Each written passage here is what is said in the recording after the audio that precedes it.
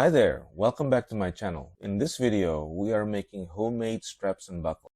Who doesn't like adding stowage on their model? Now, most armor kits come with some accessory, and one thing that I like to do is to include them on my models because I think it just gives some extra realism. And if I don't have what I need, sometimes I just make my own or grab extras from my spare box.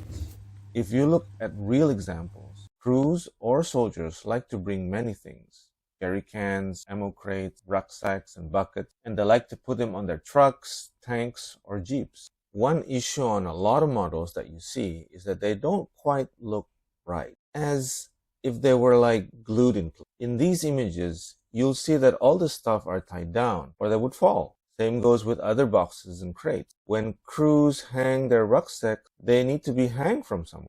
In this video, I'll be making straps from Tamiya masking tape and the buckles from solder wire.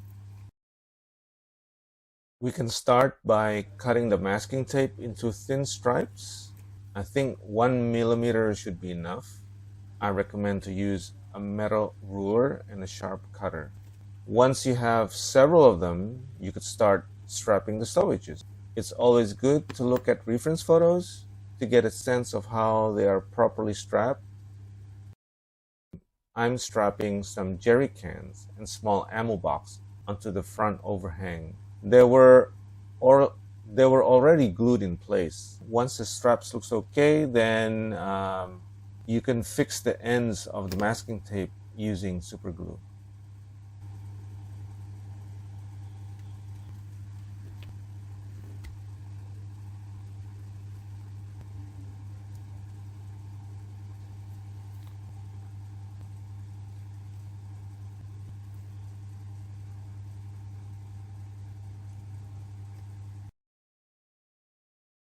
Now it's time to make the buckles. I use solder wire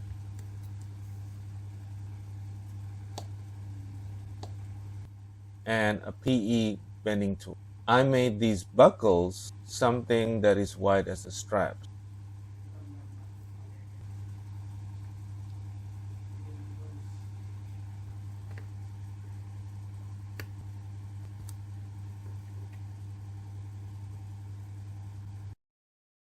Now it's time to install them. I usually dip them in super glue before putting them on the straps, and sometimes I need to use 2 tweezers to work on them as they can easily get stuck.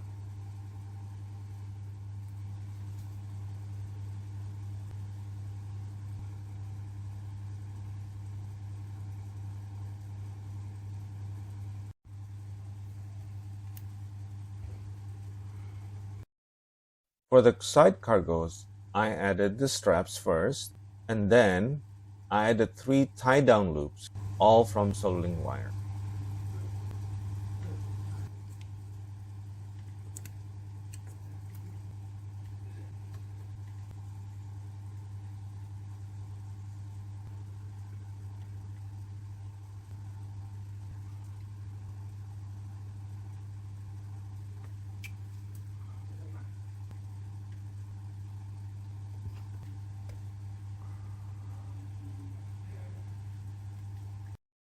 The same routine was also done to the homemade netting that I made.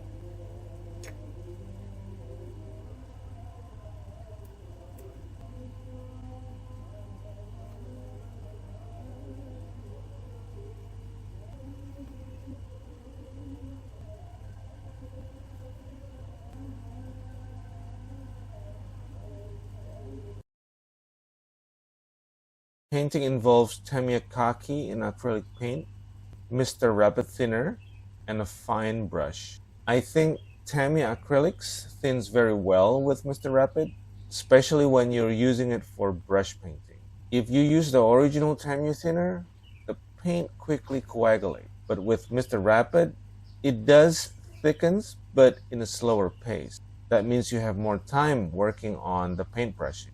The only problem is the smell.